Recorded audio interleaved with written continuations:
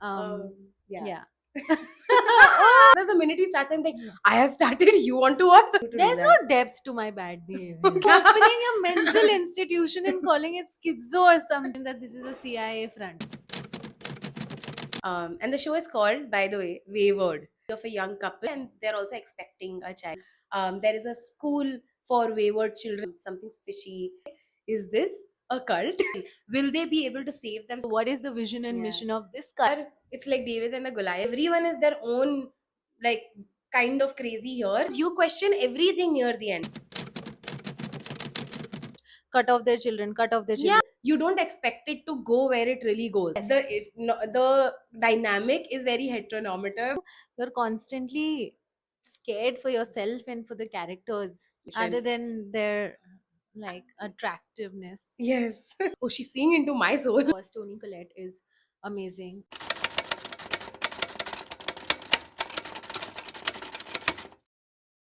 So let's get started Yeah. with the first thing that we both watched, and we weren't aware that the other one has watched Yes. it. It happened after a long time because we have now started texting each other the minute we start saying, I have started, you want to watch? Or have you watched? Have you watched? But then somehow I watched the whole series. I got fully engrossed, and then I had so many thoughts, and then I just kept them logged up. And then suddenly she texted me and said, Hey, I've been watching this, and it's really blowing my mind. It's really making me feel certain things, and I really have to tell you that those thoughts I can't keep in me anymore. Yes. And then I was like, yes, of course. Yes, I remember. And the reason I think I repressed this show because it's a very hard eating show, at least for me, after a long time. I have not watched a show this jarring in a Yeah, while. it is a little creepy. It's Mm, very creepy. it And is. that slow burn, creepy manner in which they take you along, you're constantly scared for yourself and for the characters. Yes. And the show is called, by the way, Wayward. And it's about so it starts off with the story of a young couple who are moving back to one of the partners like hometowns.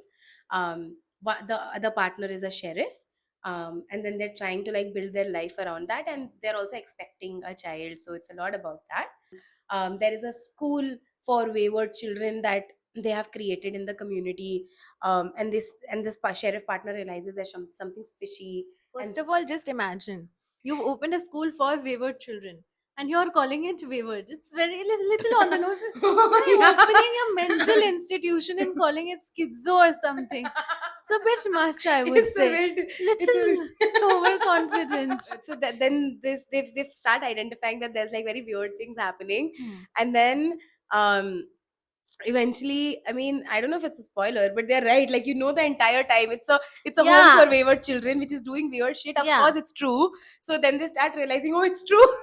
It is true. And they behave in certain manners which this person feels like, is this a cult? And it is. It is a Again, cult. it is. Surprise. What a Surprise. And a lot of the behaviors and mindsets that they've shown really are very jarring. So that's one of the things that just keeps you on the hook and on the edge, because you're like, no, can this really happen? And then you start seeing patterns. It's very interesting. And then the ending is very interesting because Yeah. now you're now really invested in finding out what will happen. Will they be able to save themselves from the cult, or will they get more into Yeah. it? Because this sheriff person is the only sane person in the whole system right now. Agreed. And then parallelly, And there is one other kid is also very Huh. sane. So parallelly, there is this other story of this set of wayward children who come into the school around the time the sheriff moves into the town, Yeah. and also like they both are not fully into the institution yet because they've just joined, so they're able to see a lot of like the cultishness and the craziness. So that's their journey of what do they do next, and that's also a very interesting journey. I agree. So I think all of it together comes at an end, and it's closed at a really good point. I feel like I enjoyed it. Yeah. I would genuinely want to see a season 2 because I season like 1 that. kept me on edge throughout. I would want to see a season 2 just for that. I agree. And again, it's what they've done in this show is very similar to the concept you were talking about earlier, because you sort of know from the start that what you're looking Mm. at is a cult. Yes. But in the episodes, then they show you a little more in every episode about why is this cult the way it is.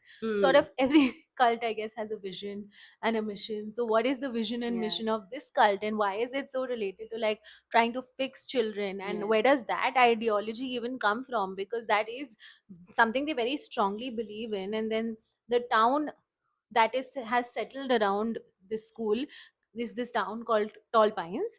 Hmm. And even the people in the town are a little creepy. So it's not just the school itself. So it's not the school alone that is creepy, Oh but even yeah, the it's surroundings. so it's almost that you are. It's like David and the Goliath at this point to Hmm. say it's not that the school is the problem, and then you will, what do you call it? Like leverage the system around it to fight it. Yeah. It's not that you can't mobilize people against it. Yeah. You realize that everyone is their own, like, kind of crazy here. Yeah. So now you are the only person who can either fight against it or not.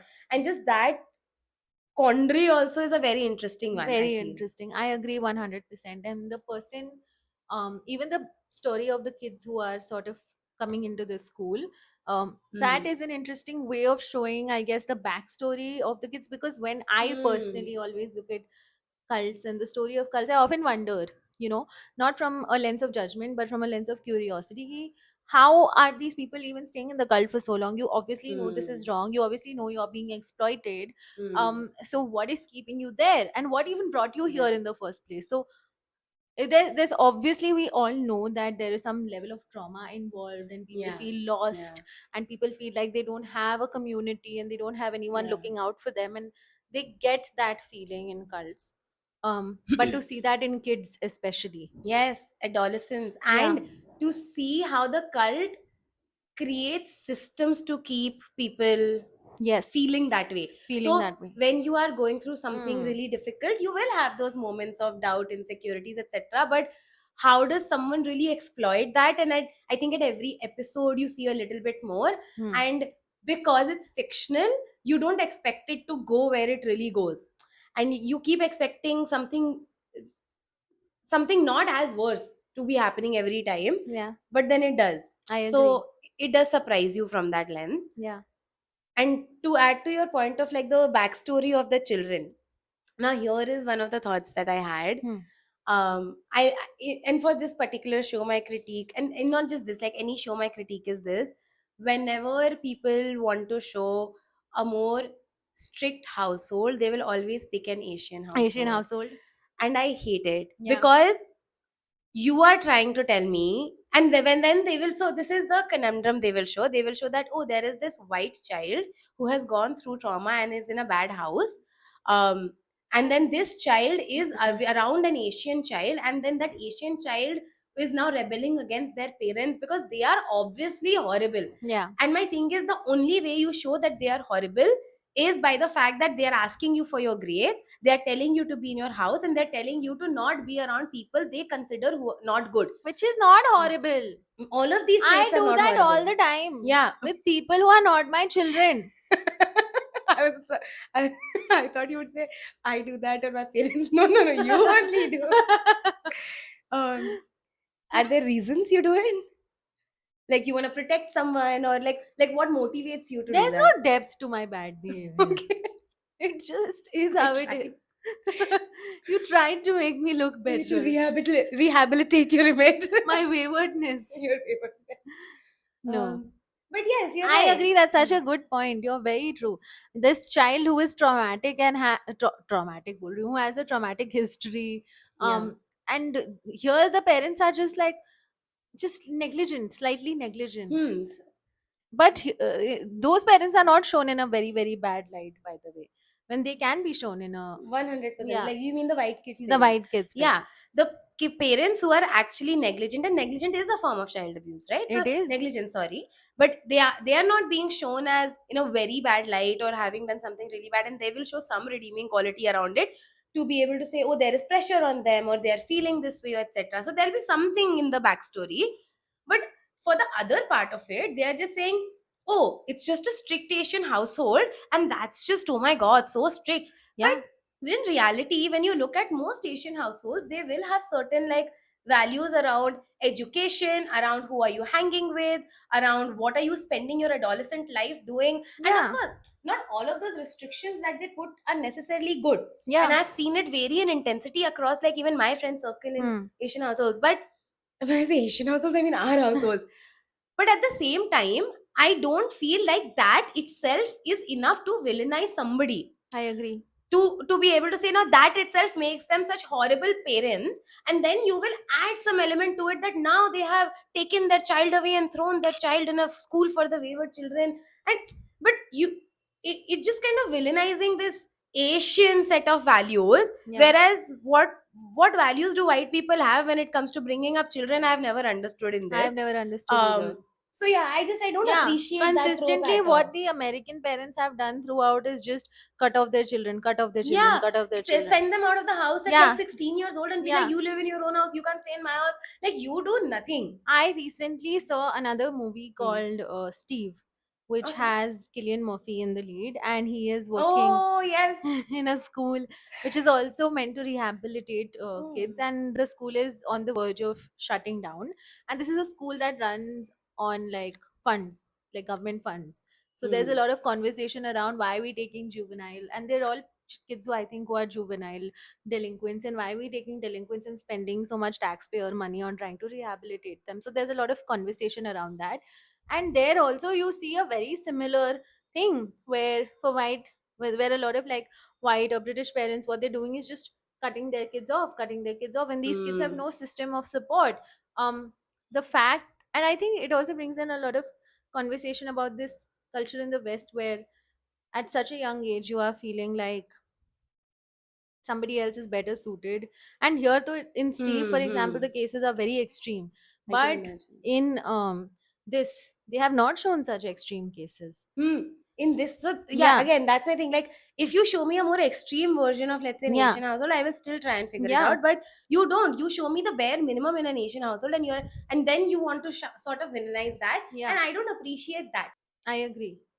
I don't Just think we need that kind of shit. And I think that's something they can bring in sensitivity, yeah, checkers, etc. to just really make sure that when you're choosing to talk on behalf of certain yeah, ethnicities, yeah. at least make sure that you're doing it the right way and giving them Correct. the right representation. It's Speaking of minority representation on this show, yes, I think it's important that we speak about the lead, the lead Mae of the Martin, show. who has also created or co-created the show, by the way. Oh, Yeah.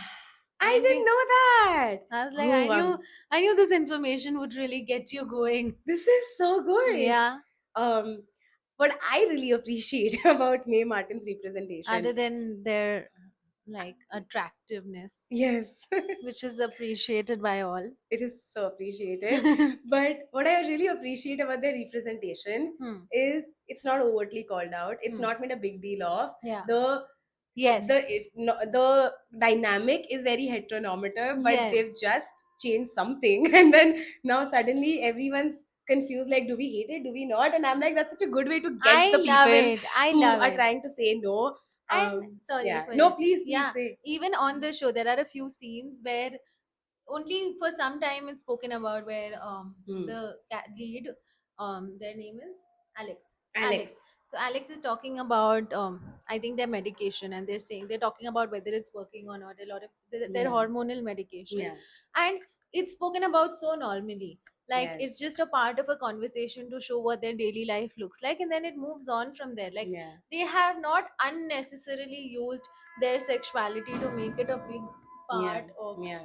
their general life and their conversation, and how in a lot of relationships they'll show this as a big friction thing or a big Yeah, big yeah, yeah. struggle. Big inflection point Yeah. becomes the fact that, oh, this is the struggle we have to Yeah. get past. But here, this wasn't the biggest struggle that Which they I had. really liked. Which I really liked in Yeah. the partner as well. Yeah. That one thing I liked about the partner, like how seamlessly they have incorporated and integrated this aspect of them into her life as well. I like that. I like And that. it's just not a part of, and they're not considering the audience stupid enough to feel like we need to explain anything to them. They're Yeah. like, if you are confused by this, you can go and figure it out on your own, Yeah. but we will show this. And what's another interesting point is that a lot of the relationships in that show are uh, more more representative of the queer aspects of life. I agree. And it gives me another thing of thinking about, because they have also indirectly shown how people who are marginalized Hmm. in such a manner are also people who are being targeted by Yeah. cults, because that lady Yeah, does very seem susceptible. very susceptible, and like there is a particular targeting that like happens. we'll give you a community. Yeah, You might yeah. not have one right now, but I'll give you a community. Yes, and you see that happen in such like a subtle manner. Mm, I liked it. It was very good representation. I really like enjoyed. that. And then of course Toni Collette is amazing, a genius. She has range, and she is She so has good at the range. acting, because She is. you really get the ick from her in this series. Yes. At every point in time, she has this, she has these scenes where she's just like holding the silence Hmm. and just looking at you, and just and I as the audience, and I was like, oh, she's seeing into my soul. I agree. She does it so well.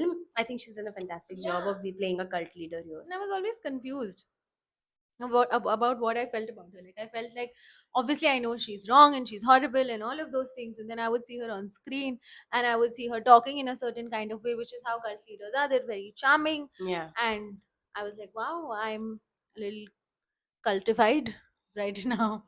So Toni Collette can run a cult. she really can, and I will join it.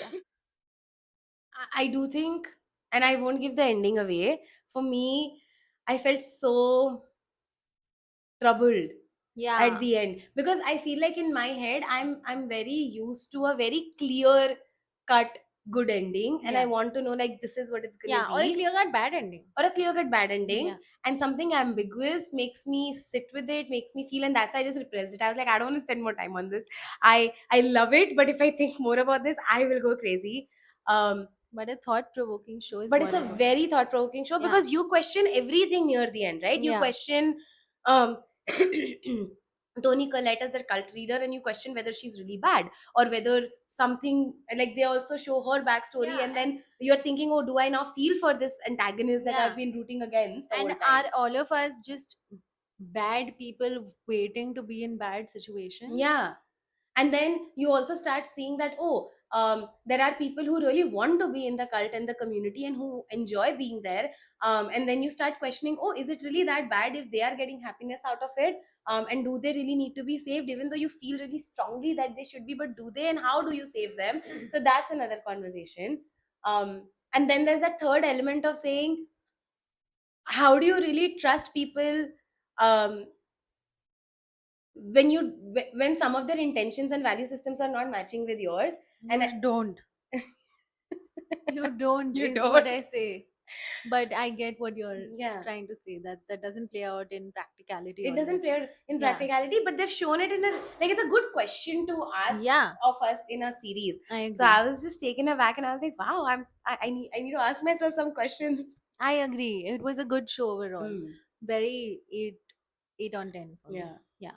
And also because I think in India, and I would use cult a little bit more loosely here, but there are many god people, there are many different forms of like spiritual cults that form, and people do engage in them very frequently. But again, they don't engage in them with a high intensity. So I will have people around in my circle that I know of or hear of who are Yeah. engaging in these activities, and then I would be like, oh, but why?